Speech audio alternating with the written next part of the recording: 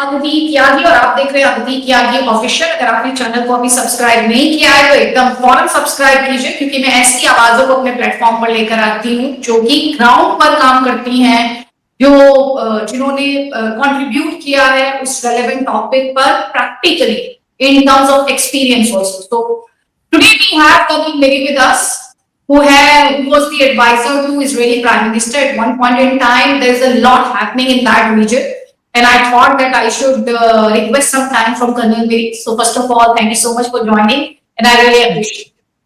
Thank you so much for inviting me. Thank you. First of all, let's begin with the US-Iran deal. We have seen President Trump being optimistic about it. He wants to explore all the opportunities that's available to him, and he wants to exhaust all the possibilities of achieving this deal. Whereas we have also noticed a certain skepticism on the part of Prime Minister Benjamin Netanyahu. How do you see this current situation unfolding, not just for Israel or Iran, but also for the region? So the US-Iran negotiation is about the nuclear issue. And in that sense, the United States said at the beginning that it would not just be the nuclear issue. Iran said they would only come about the nuclear issue. What are the issues then that are in dispute? And these are the ones that Prime Minister Netanyahu has been emphasizing.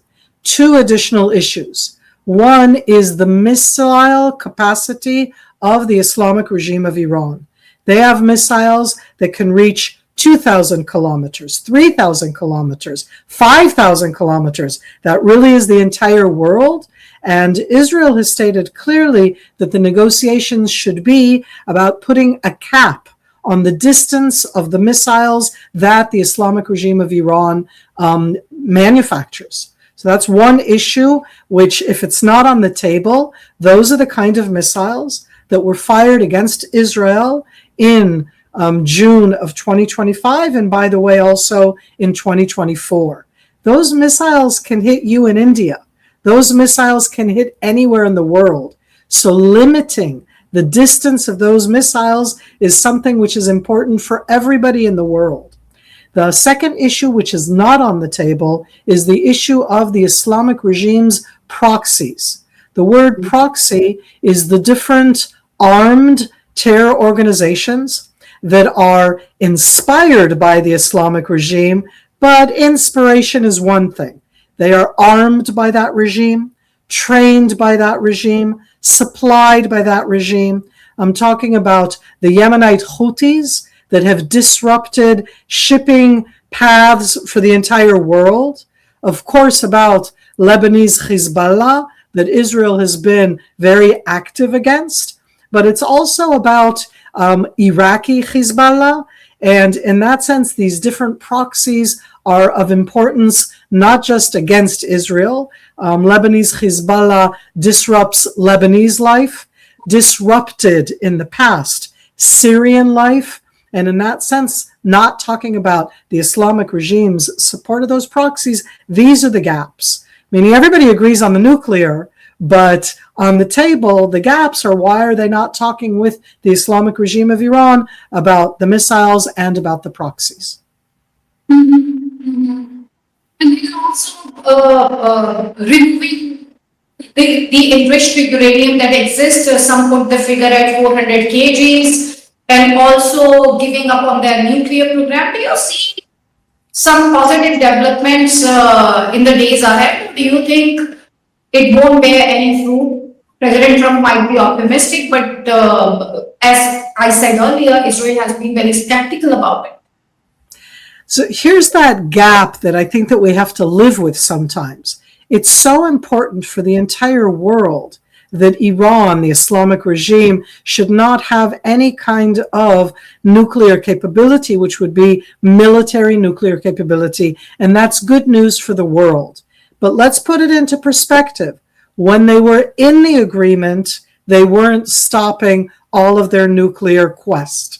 And that's part of the gap of the reason that at the time President Trump left the nuclear agreement that was already signed, because Iran was not complying with what it had agreed to. So I want to say the Islamic regime, are in a worse position than they were when they were negotiating a decade ago, 10 years ago. And in that sense, I want to hope that it's more important for the Islamic regime to have a strong country, to build an economy for their country, because they're under crippling sanctions, and all of that because of the nuclear issue, that they want to have a future for their own people, and that future is not about having military nuclear capability. It's about building a visible, strong country, which is one for its people. And so in that I am hopeful, because the demonstrations, the riots, the horrific killing of Iranians that we saw the end of December, beginning of January, domestically in Iran, comes out of that background, that the Islamic regime have invested in nuclear weapons and not in their own people, in missiles and in supplying proxies, and not in building, for example, a water system. They don't have water in their pipes. They don't have electricity in their homes, which is almost ridiculous for a country that has oil and is 90 million strong and should not be in a situation where it has no water and no electricity. Just to give it a perspective, Iran says that they cannot do away with their ballistic missiles because those are the missiles which defend when the country comes under attack. How would you respond to that? The Islamic regime of Iran has posted for the last 45 years that it needs to defend itself. But when you look at what the Islamic regime of Iran has done, it invested in three aspects of its country, and none of them had to do with their people. It invested in missiles that go 3,000 to 5,000 kilometers, and I'm asking why? Who are they defending? They invested in military nuclear capabilities. Who are they defending? Who is threatening them? And they invested in the proxies. And as I said before, they did not invest, and this is their own decisions. This has nothing to do with anybody else. Why do they have no water in their pipes? Because they didn't put money for building a system of water in the pipes. Think of India, 1,400,000,000 people. You expect your government to invest that you have water for agriculture, water to run inside your home. You expect to have sewage. You expect to have electricity. And these are core issues in a democracy like India. In a theocracy like Iran, you expect that to be a given. So all of their responses to me are only about excuses. They put high up on the things that they need to do is to annihilate Israel, or in the terms that they call every single day, the Zionist entity. How do you annihilate the Zionist entity? Through nuclear capability, through long-range missiles, and through the proxies. And in that sense, I could say to Iran, just invest in your economy like Israel has. We're in the same drought. We have the same water problems. We went to desalination. That takes money. That takes government investment. And I would call on the Islamic regime to stop talking theocracy and the annihilation of us and to start investing in their own country. So, Col Miri, if Iran refuses to adhere to stop their ballistic missile program, if they refuse to give in to what Israel is saying, and in case this deal doesn't come through, we have seen a huge build-up on the part of US as well, with Armada and and then Israel also saying that Israel would fight with or without US. How do you see this whole scenario unfolding? When I'm asking you this question, the predominant thought that comes to my mind is, are the strikes imminent against Iran? Or do you think there's still a little bit of hope somewhere? So I described that gap. At the end, Iran is coming to the table to talk about the nuclear, and the nuclear is most definitely the biggest threat both to the region and to the world. And I'm not against the US sitting down and talking about that nuclear threat, and I don't necessarily say that you have to take care of the missiles and the proxies. I just want to point out that the missiles definitely hinder all of the region, and the proxies are used against Israel. But for example, the Houthis have been used against the whole world when they closed the shipping route of the Bab el Mandeb, of the approach towards the Suez Canal. And I say that because I think that they will still negotiate the nuclear issue. So it's not imminent. And the United States is absolutely a superpower, and they can say the issue is the nuclear and not the missiles and the proxies, and they can arrive in an agreement. And if so, I think that the United States would not do a military attack against Iran.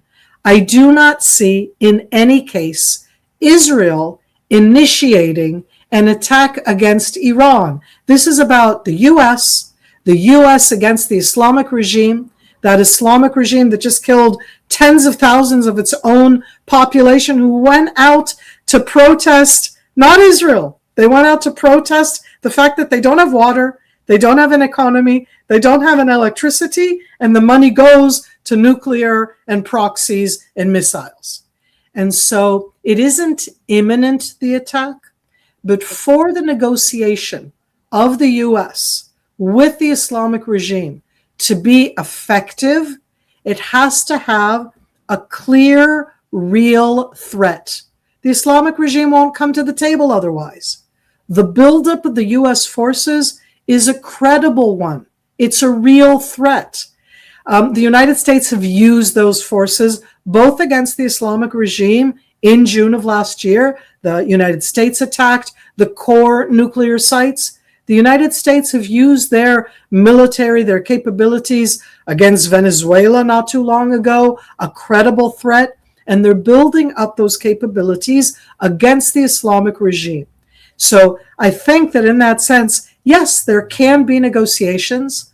I think that is what we would call, and I'm smiling, coercive diplomacy, meaning they won't come to the table if you don't make them.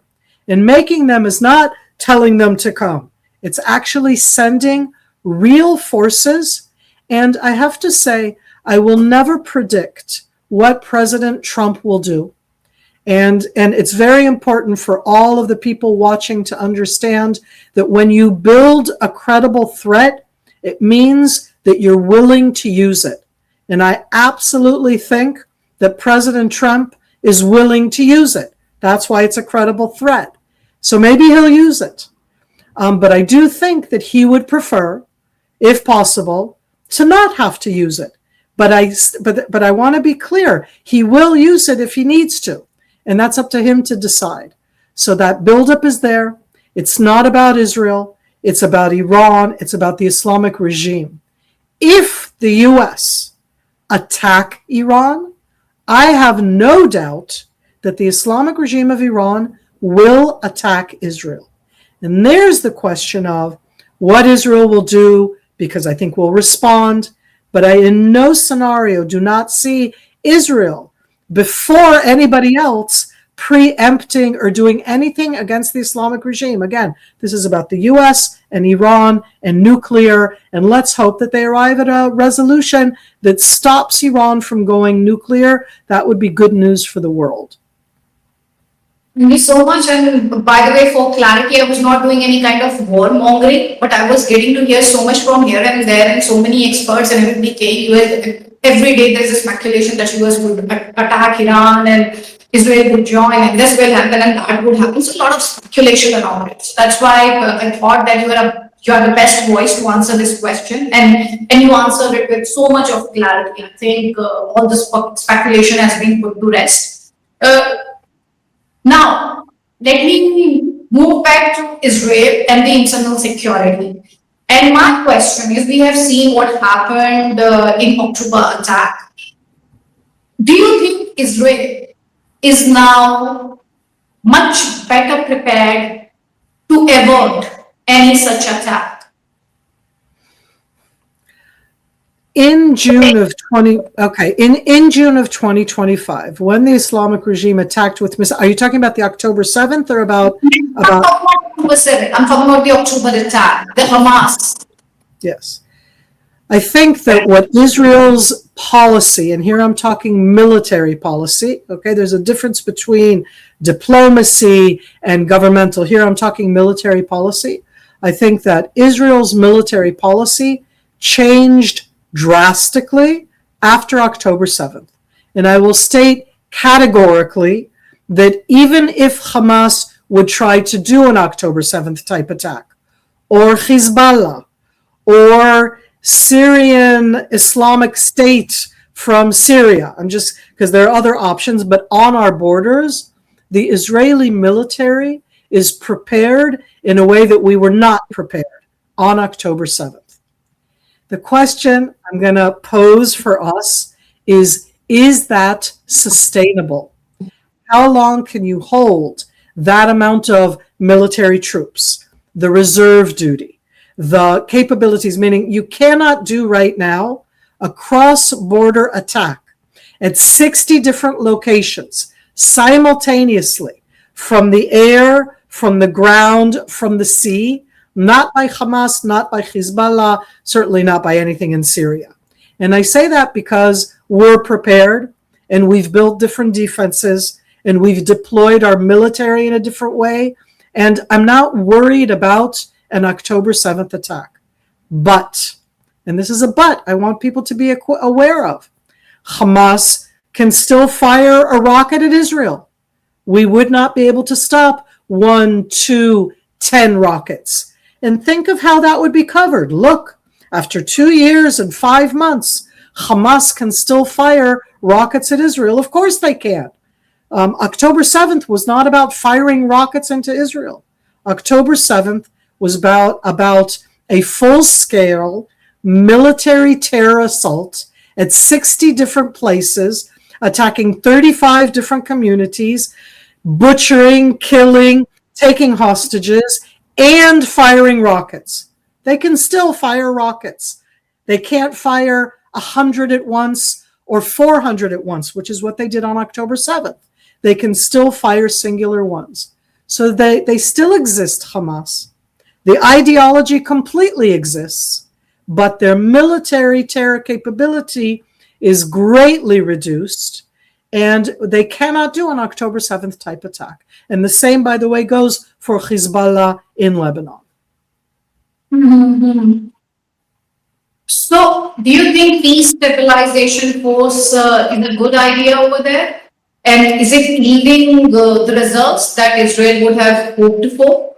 And I also like to point out, as I was reading, and you can correct me because I read it online, that there have been some 500 kilometers of tunnels, out of which some 150 kilometers have been destroyed by the Israeli forces. So probably that also explains how Israel has gone about its internal security. But how much do you trust the world when it comes to peace stabilization force? So I'm going to take the last portion of your question and say you accidentally, perhaps without knowing, quoted the Prime Minister yesterday. Yesterday, Prime Minister Netanyahu was speaking in a public event, and Prime Minister Netanyahu said that there's 500 kilometers of Hamas underground subterranean tunnels, and that the IDF, the Israeli Defense Forces, have destroyed 150 kilometers. So that was an absolute spot-on quote. And what that means is that after 2 years and 5 months, we've only destroyed 150 kilometers, because the additional 350 kilometers of subterranean capabilities are under the area where Israel is not, meaning in the Gaza Strip, okay, in the areas where we still are deployed. There are lines, there's a Gaza line, and there's a red line, and a yellow line. They're all on a map, okay? They're not on the ground. But we destroyed systematically. It takes an enormous amount of strength to destroy 1 kilometer.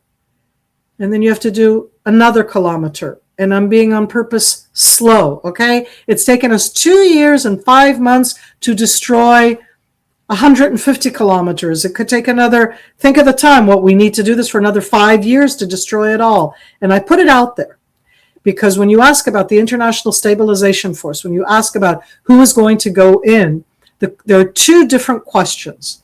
One is who is going to run the Gaza Strip. And clearly it cannot and should not be Hamas. And that's a clear-cut question. And if they are not running it, you need somebody else to run it. But in addition, you need, and this is part of Israel's demand, to disarm the capabilities that Hamas still had. I just described. They only have some rockets, but they still have rockets. They still have tens of thousands of weapons, because from 2007 until now, that's a generation. That's almost 20 years. For the last 19 years, they are the ones who ran the Gaza Strip. And they did so by using the strength of their arms. They also did not build sewage systems or water systems or electricity, because they're a terror organization. They don't care about that, like the Islamic regime of Iran with 90 million people. So an international stabilization force is supposed to come in and disarm Hamas. On that, Aditi, I can say clearly, I have no expectation of an international stabilization force coming into the areas of the Gaza Strip that Israel is not in, and coming to a Hamas fighter and taking the arms. But, and this is important, if they are there, because none of them have yet come in, they've only committed, but none of them are in. If they come in, Hamas will not be able to bear their arms openly on the streets the way they are doing right now. That's a big change. They have to go underground. What's underground? Still a good 350 kilometers of a subterranean arena. But again, the world agrees that Hamas needs to be disarmed. The Indian Prime Minister has said so. India is far away. But even the Pakistanis have said so, meaning the different countries agree that Hamas should not be armed, that somebody else should run the Gaza Strip. Okay? They haven't said Hamas should be destroyed as an ideology, but they have said that Hamas should not be armed. And I say, let's take it a step at a time. If somebody else inside the Gaza Strip is bearing the arms, that's a step better than it is today in February of 2026. And if Hamas is not going to run the Gaza Strip, that's way better than what we have right now, where they are the de facto ruler in the areas that Israel is not in. Okay, so you mentioned Pakistan. I have read some statements from their defense minister as well. If I'm not wrong, he has said that we will go there for peacekeeping, but we will not fight Hamas. Nobody. And there have been reports that Pakistani establishment has been meeting Hamas leadership in Pakistan.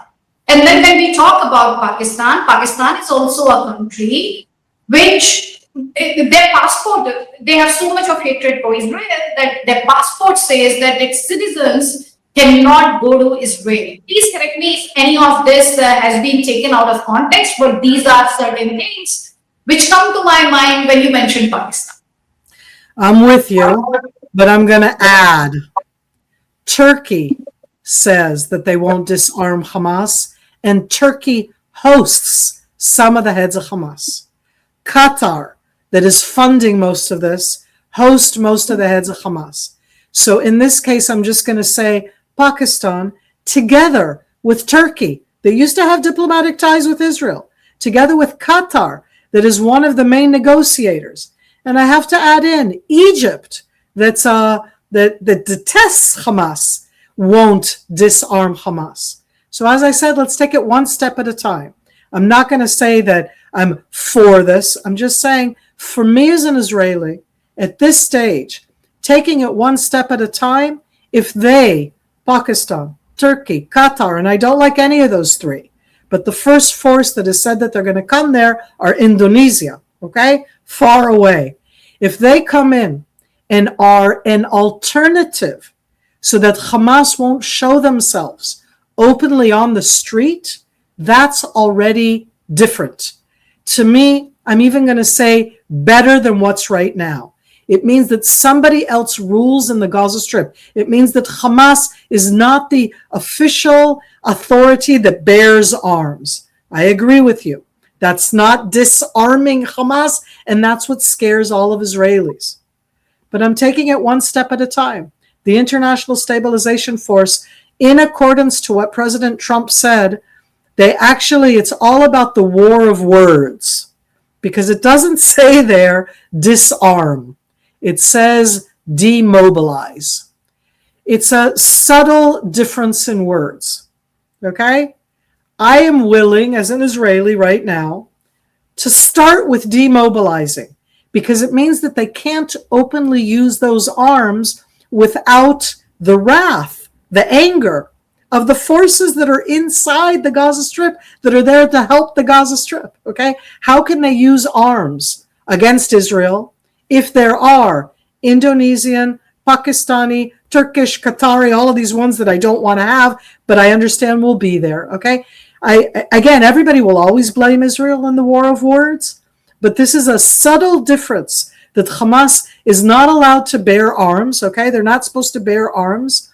And they may have the arms, but they're not allowed to bear the arms. That's way better than what we have right now. And I want to hope that a force does come in there, because in the meantime, from October 13th or 20th, when Israel left the portions of the Gaza Strip that we were in, the heavily populated areas, and I'm glad that we did so, and we got back 20 live hostages that had been held for 2 years by Hamas in horrible, the 20 live ones at the end. They had taken 251. But when we think about that, that's October, November, December, January, we are in February, where Hamas is reasserting itself with its arms on the street as the only authority there.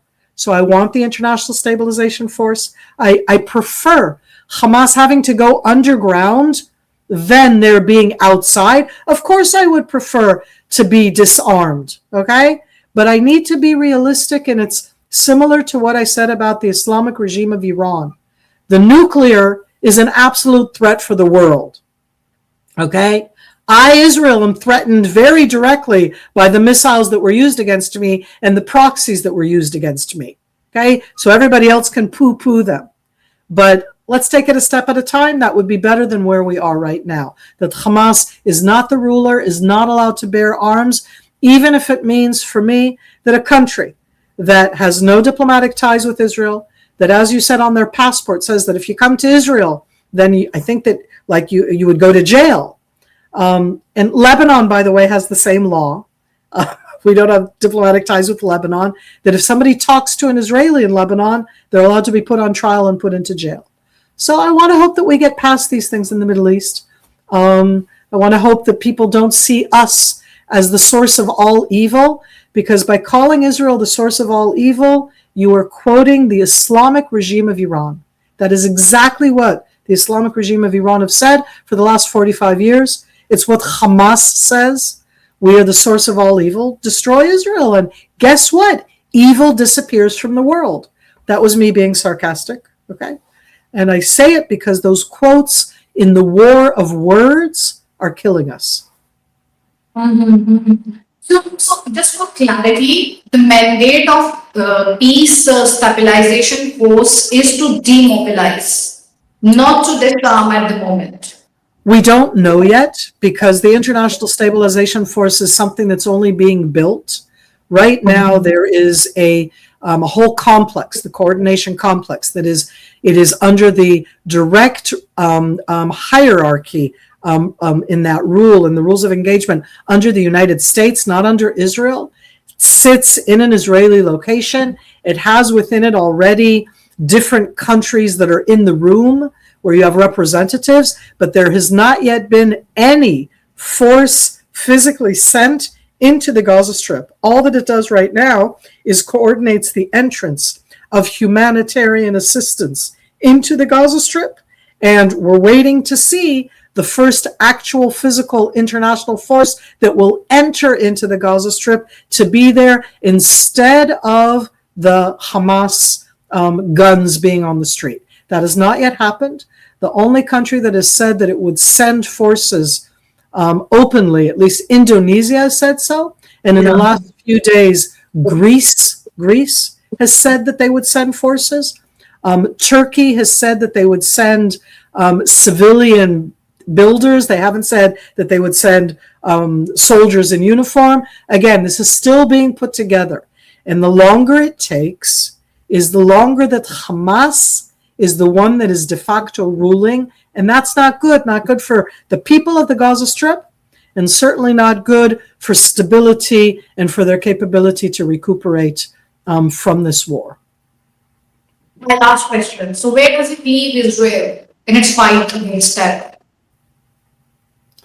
Inside the Gaza Strip? Yeah, inside the Gaza Strip. Israel at this stage along the way, our focus is on rebuilding domestically. I want to remind everybody, 150,000 Israelis, which is a small number in Indian terms, but it's a large number in Israeli terms, were totally removed from their communities. And our military prowess is right now being held back. And I say held back. We continue to discern and attack any kind of Hamas capability that they're going to use against us. We still are physically in large portions of the Gaza Strip. We didn't leave all of the Gaza Strip in October of 2025. We still sit there. So that stage of what Israel would like would be a serious international force that would be an alternative to Hamas on the street. Israel's demand is that international force will disarm Hamas. I am saying now, as an Israeli, not as the prime minister, not as the government, not in the demands, I'm saying as an Israeli, that I do not see any international force actually disarming them. And that leaves a gap between what Israel needs and demands and between what's going to happen. And I give that gap as something that I don't know what Israel will do. Will we then go in and continue, as said, to destroy the tunnels underground, to destroy the Hamas military terror capabilities? I think in the meantime, we're going to do it in the areas where we still are deployed. I don't know how we'll be able to do so if there's an international force inside the additional area of the Gaza Strip. Thank you so much, Colonel Miri. I wanted so much clarity on so many things, and I must say I'm more aware now. And I will not give into any kind of speculation because we get to hear a lot of experts, But it is always a pleasure and very insightful whenever I've got an opportunity to speak with you, because I learn so much. And by the way, 150,000 people in India also would mean a lot if they are going through a traumatic exercise. So our Prime Minister has said, really, thank you so much for inviting me. I so appreciate being able to talk to you, to your audience, and that we should always have open, clear conversations. I think that makes all the difference. Absolutely. And thank you so much. Please take care and stay safe. Okay. Peace. Thank you so much. And I really appreciate it.